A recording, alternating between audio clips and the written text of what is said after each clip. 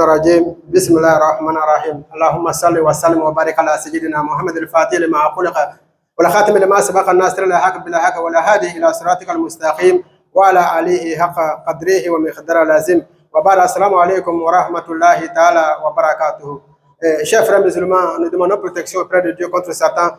Nous commençons notre prédication par le nom puissant de Dieu. Nous adressons le salut sur le saint prophète de l'islam, les membres de sa famille, ses fidèles compagnons et tous ceux qui ont suivi ses voies et ses traces, et ce jusqu'au jour de la résurrection. Alhamdulillah, nous voilà un nouveau vendredi. Chers frères musulmans, nous rendons donc grâce à Dieu. Et très rapidement, parce que le temps nous fait défaut, le thème que nous avons vu avec Oussaz Diabo concerne la prière. La prière parce que c'est l'un des piliers les plus importants en islam. La prière. Alors, Oussaz a voulu aborder ce sujet-là avec nous afin de défier les fidèles musulmans. Parce que la prière a une très grande place en islam. Alors, nous devons connaître cette prière-là. Comment est-ce que nous devons la faire? Parce que si la prière est mal faite, il y a beaucoup de choses qui peuvent en découler. Parce que quand Dieu nous a donné la prière, Dieu a dit que accomplissez la prière, car la prière préserve de la turpitude et du blâmable. Donc Dieu nous dit ici que quand on va accomplir la prière, c'est la prière qui va nous préserver de la turpitude et du blâmable. Donc ça veut dire que si la prière n'est pas bien faite, on ne sera pas protégé contre ces choses-là. Alors que si on n'est pas protégé contre ces choses-là, nous devenons vulnérables. Parce qu'à l'époque, quand l'islam est arrivé, les musulmans pratiquaient certains comportements ignobles. Alors, Dieu sachant que l'habitude est une seconde nature, Dieu n'a pas voulu dire aux musulmans, arrêtez du coup. Alors, il nous a donné quelque chose qui va nous aider à améliorer notre comportement, et c'est ça la prière.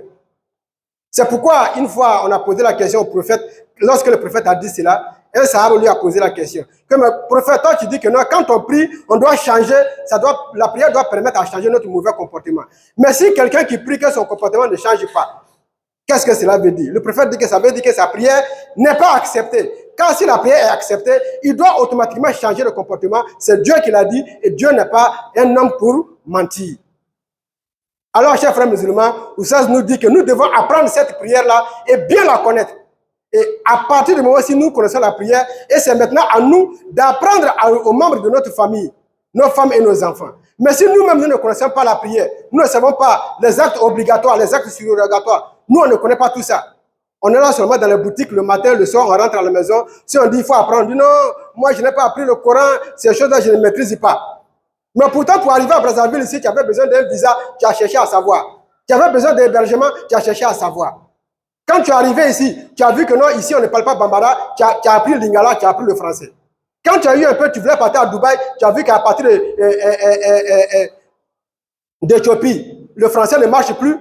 Tu as appris un maître d'anglais qui t'apprenait l'anglais. La Chine pour la même chose. Mais comment tu ne peux pas apprendre l'islam? C'est la négligence. Parfois, quand on regarde, c'est comme si ce que Dieu dit que si on fait, il va nous donner, c'est parce qu'on ne voit pas ça. Ce n'est pas du concret. C'est comme si on a des doutes. Parce que si on sait que la récompense de Dieu est sincère, on doit faire comme ce que Dieu a dit. Mais parfois, c'est comme si on a des doutes. Parce que si c'était physiquement, on aurait changé de comportement. Vous voyez, cela me rappelle une histoire en 2005 ou 2006, pour les anciens qui sont là. Il y a le roi du Maroc, Mohamed VI, qui était arrivé ici pour une visite de 3 jours, voir le président du Congo. Il a prié dans une mosquée de Brazzaville, que je ne vais pas citer le nom, Fajr. Quand il a fini la prière, il a dit à son garde-corps, ils ont sorti le sac, il a distribué les enveloppes aux gens qui étaient là à Fajr. Le matin, quand l'information a circulé dans le marché, le lendemain, les gens sont venus nombreux. Il a encore distribué. 3e jour, les personnes sont venues remplir la mosquée. Même lui-même, pour trouver la place, c'était difficile. Mais malheureusement, le 3e jour, Mohamed VI avait fini son voyage, il était déjà reparti. Les gens sont venus remplir la mosquée, comme si c'était un jour de vendredi, à Fajr. Pourquoi? Parce que l'information a circulé que Mohamed VI a partagé les enveloppes. Donc tout le monde est venu à Fajr. Ce jour-là, sommeil ne m'a pas pris. Oh non, j'ai dormi tard, le sommeil qui m'a dépassé. Non, tout le monde est venu parce que ça, c'est du tic au tac. Mais ce que Dieu dit, il va nous donner, on doute un peu de ça. Voilà pourquoi on dort, au moment où on se réveille, on fait la prière. On fait nos activités, le moment où on est libre, c'est là où on fait la prière. Alors que la prière, ce n'est pas comme ça. C'est fait à des heures que Dieu a disposées. Vous voyez, chers frères musulmans. Donc, nous devons apprendre l'islam et l'enseigner maintenant à notre famille. Si nous ne savons pas comment que ça se passe, comment nous pouvons enseigner à nos familles. Vous voyez? Donc, c'est un peu ça, chers frères musulmans. Apprenons l'islam et à nous maintenant d'apprendre à nos femmes. Parce que si nous, on ne connaît pas, comment nos femmes vont le savoir? Elles sont occupées à regarder seulement TikTok, Novelas, J-Magie. Maintenant, qui va l'apprendre l'islam? Toi, l'homme qui devait l'apprendre, toi-même, tu ne connais pas. Donc, il faut la laisser regarder J-Magie et TikTok. Maintenant, le jour de la résurrection, Dieu dit, le prophète a dit que vous êtes tous des responsables vis-à-vis de vos familles devant Dieu. Et Dieu vous demandera compte de ce qu'il vous a confié. Quand vous donnez votre mouton au peuple pour aller surveiller dans la forêt, après, quand il va rentrer, tu vas lui demander le compte. Oui ou non? S'il y a un mouton qui a disparu, même s'il va dire que non, c'est le lion qui a dévoré, tu vas lui quand même demander compte. Donc, vous voyez, donc Dieu aussi dit que c'est la même chose, tel que tu fais le compte avec ton peuple, moi aussi je vais faire le compte avec toi. Les membres de ta famille, là, est-ce que tu les as bien guidés? Si jamais il y a un qui dit que non, alors toi tu seras pris pour responsable. Donc, voilà à peu près ce que Oussaz a eu à donner en résumé, lui-même va bientôt arriver. Nous disons, Rabbana innana sami'na munadiyan yunadi lil iman an aminu bi rabbikum fa amana. Rabbana la tuzigh qulubana ba'da idh hadaytana salli subhana rabbika rabbil izzati amma yasifun.